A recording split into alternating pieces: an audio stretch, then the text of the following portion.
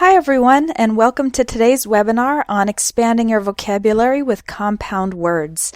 I hope you guys can see my screen and hear my voice, and you can use the question box to ask me any questions during the presentation. I'll answer them at the end. And if you stay to the end of the webinar, I also have a special offer for everyone who's here today. Okay, let's get started. Compound words are when two or more words are put together to form a new word with a new meaning. Now there are three forms of compound words. The closed form, where the words are together, like notebook, keyboard, and basketball. The hyphenated form, where the words are connected or joined by a hyphen, like six-pack, mother-in-law, and check-in. And we have the open form, where the words are separated by a space, and some examples of that are post office, real estate, and vice president. Some words have more than one form. For some words, both the open form and the hyphenated forms are acceptable, as in the word light year. That's the distance that light can travel in a year. It's a very long way. And for some words, both the hyphenated and the closed form are acceptable, as in the word easygoing, which means relaxed. So sometimes compound words are easy to understand. A bookstore is a store that sells books. Makes sense. And a dishwasher is a machine that washes dishes. Maybe you have one in your kitchen. But others might not be so obvious. For example, brainstorm.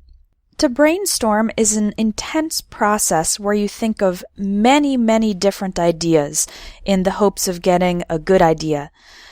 You can see it comes from the word brain and storm. When there's a thunderstorm, it rains a lot. So in the same way, when you brainstorm, you think of a lot of ideas. Another interesting compound word is scapegoat, meaning someone who bears the blame for others. Now this word is from escape and goat.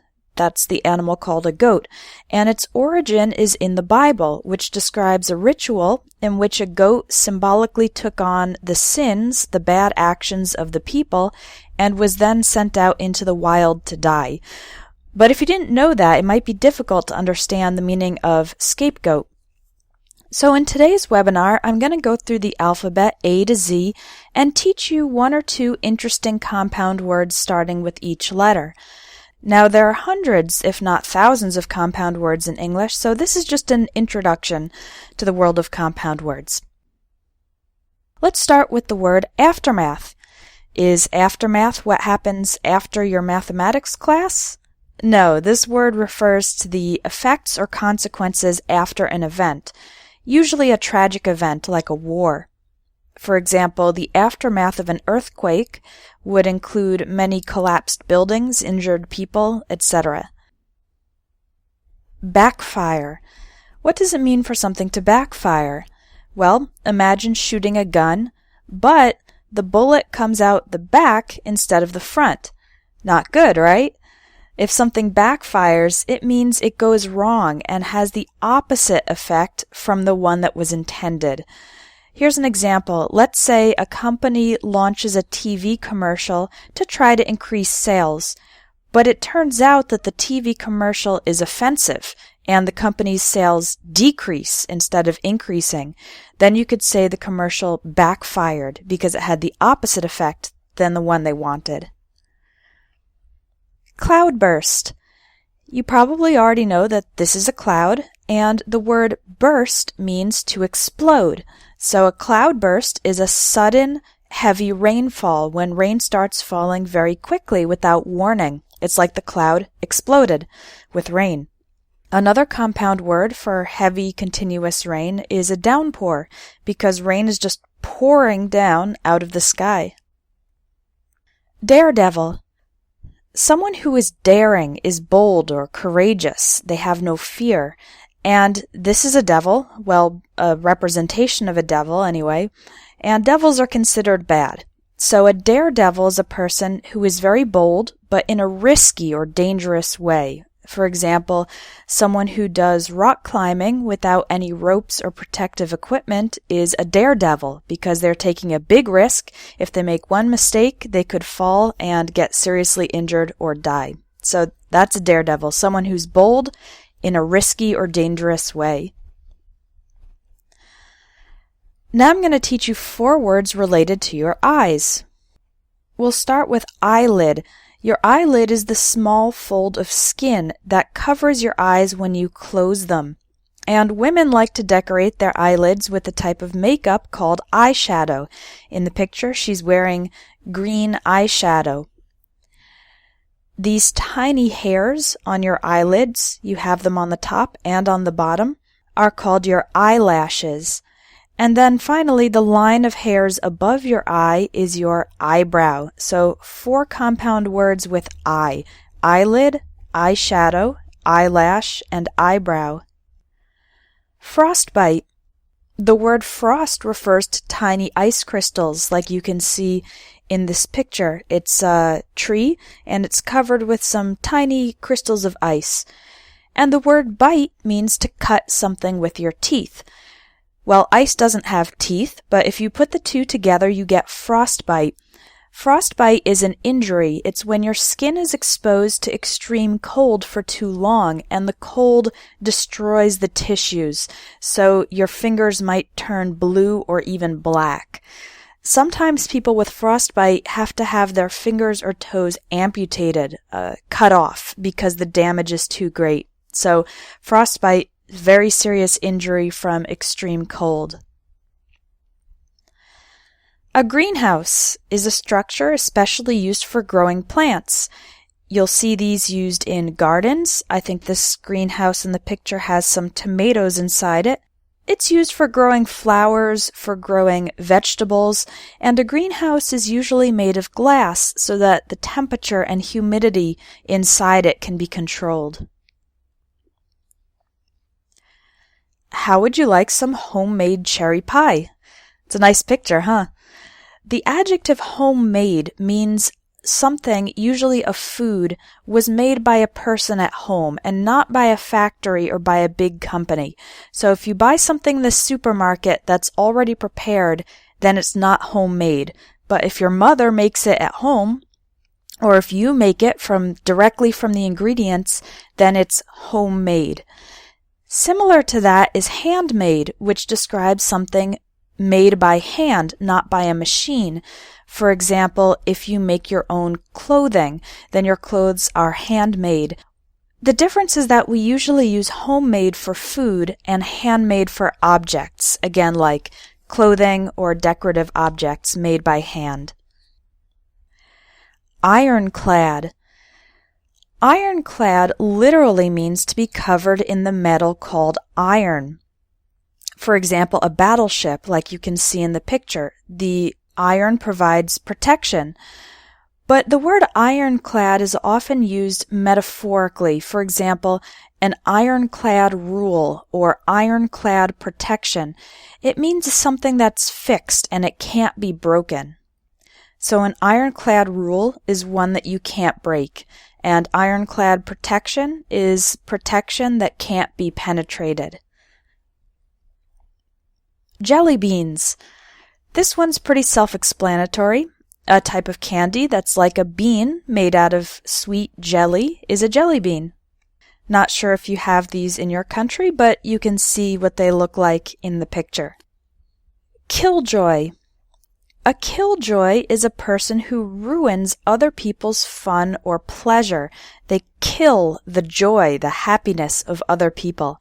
For example, if you work in an office that normally celebrates people's birthday parties, so everybody in the office gets together and you have a cake and some music, but then there's a new manager who says, "No more parties, you can't have parties anymore," you would say that guy is a killjoy because he ruins the fun. Light-hearted and light-headed. To be light-hearted is to be happy and free from worries, trouble, or stress. You feel like your heart is very light. It's not weighed down by stress or problems. But feeling light-headed is not so nice. It means you feel dizzy, like you might lose consciousness. Milestone. When you're driving along the highway, you sometimes see these small signs, like this green one, that show how many miles, or kilometers if your country uses kilometers, you've traveled. Now, we actually call these signs mile markers in the US, but the word milestone is used metaphorically to describe an important point in a process.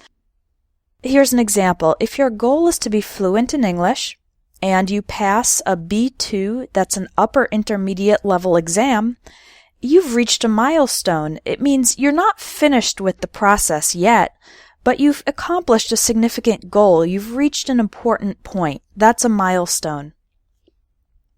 4 compound words with the word new. A baby that has just recently been born is a newborn, like the baby in the picture. He's probably still in the hospital. That's a newborn. And 2 people who have just recently been married are newlyweds. That comes from newly and wedded, or wedding, which is the word for the marriage ceremony. Someone who has recently arrived at an event, or someone who has recently joined a social group, is a newcomer, a new person coming into the event or social group. And then we have the slang word newbie. That's an informal word for someone who's just beginning some activity and doesn't have much knowledge or experience yet. So, for example, if I want to learn how to do computer programming and I'm just beginning, I'm in my first week of learning, I could say I'm a newbie in computer programming because I really don't know anything yet. Outlaw.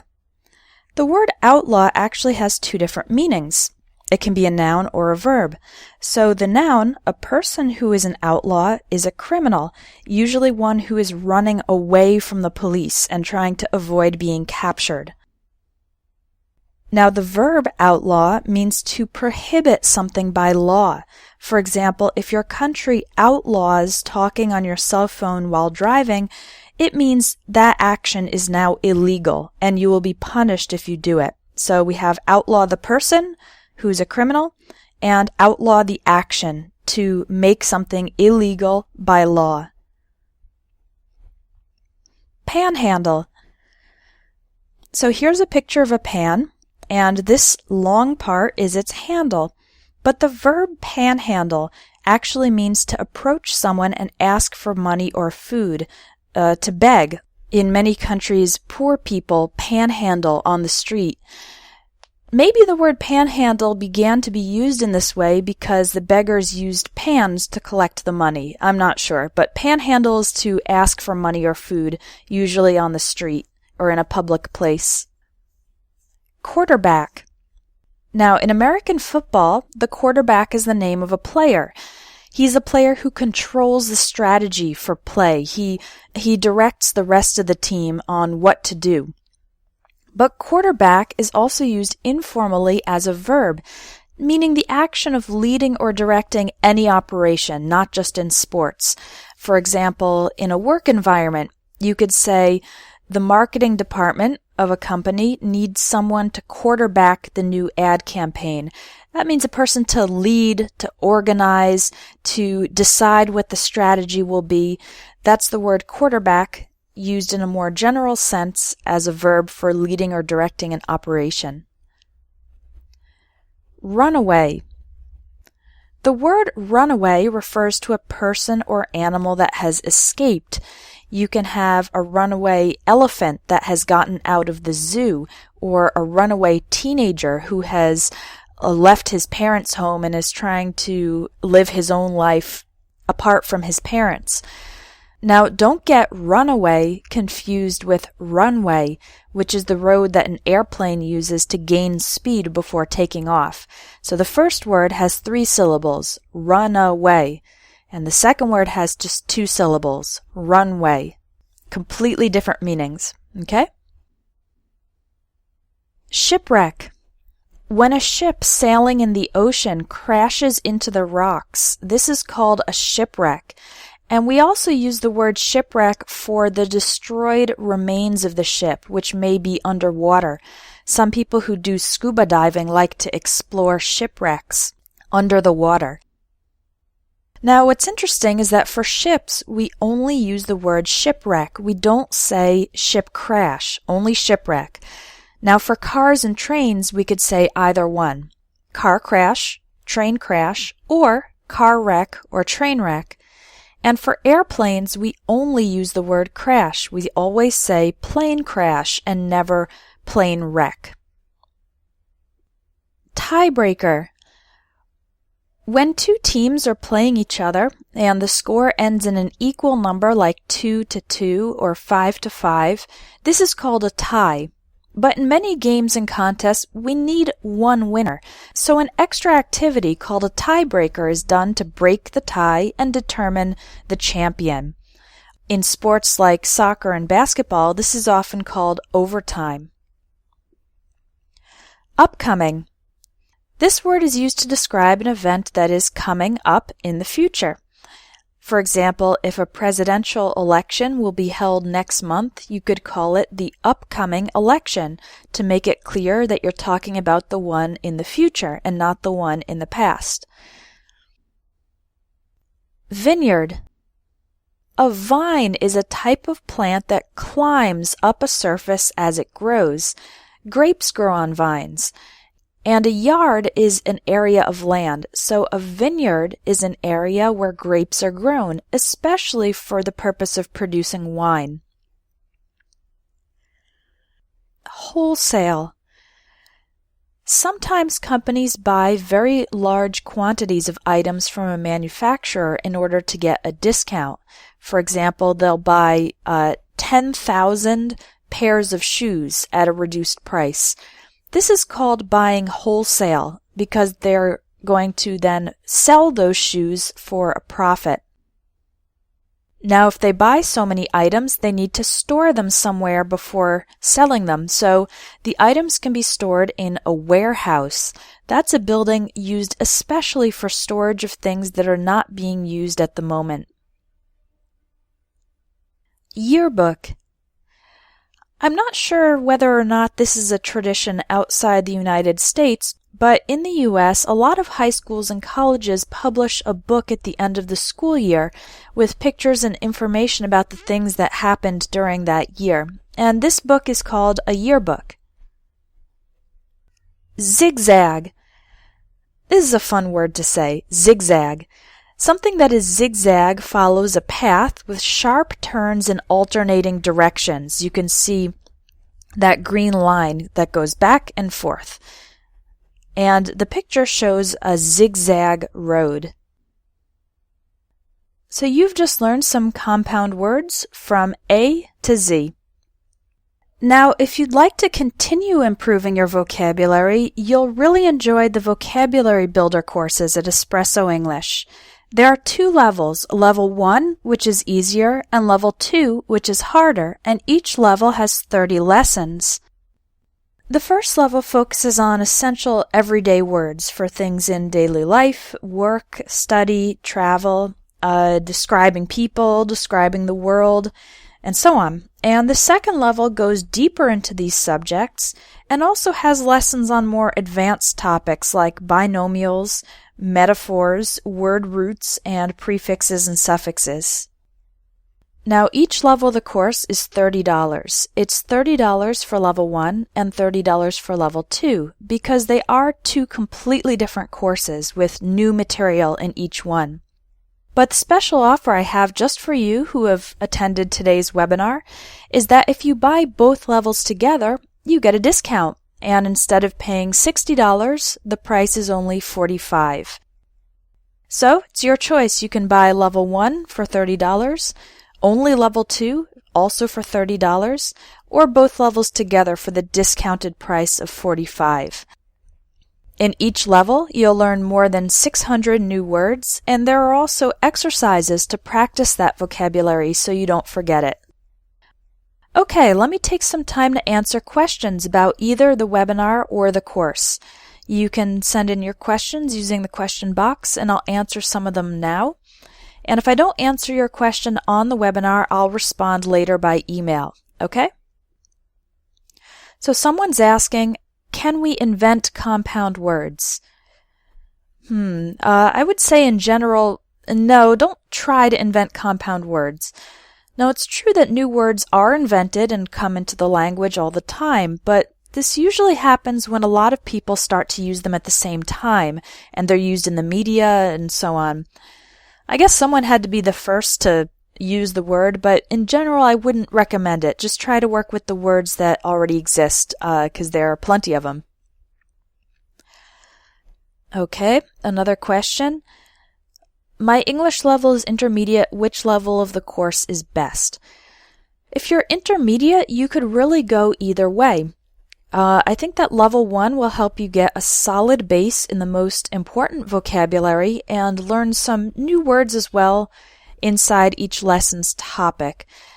In level 2, one difference is that I do talk a bit faster in the videos and the words are more advanced, but I think someone at the intermediate level can do level 2 as well. It might be a little more of a challenge, but it's certainly possible. So to the person who asked the question, both levels are good for you as an intermediate learner. It just depends on whether you want to reinforce and expand your basic knowledge or take on more of a challenge with the higher level course. Let's see another one. I didn't understand the difference between tiebreaker and overtime. Okay, good question. Overtime is usually a time period, and a tiebreaker is more a single activity. I'll use an example from soccer. If a game ends in a tie, first we have something like 20 minutes of overtime. That's the extra playing time. And if nobody scores a goal in the overtime, then the penalty kicks are the tiebreaker. That's the extra activity that will decide who wins the soccer game.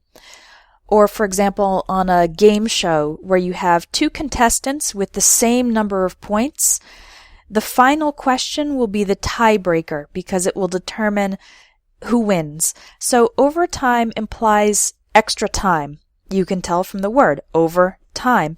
Whereas a tiebreaker is more like a single event or a single activity.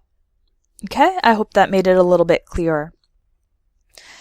Here's another question about the courses. How long is the time limit to finish the lessons? The answer is there is no time limit. I know that everyone studies at different speeds, so once you register for the course, you can take as long as you need. Your access to the lessons is permanent, and you can also download everything. So if you want to study later in some place where you don't have an internet connection. Okay, so no time limit. When you buy the vocabulary builder courses and any course on Espresso English, you can take as long as you need to complete the course. You'll have access forever.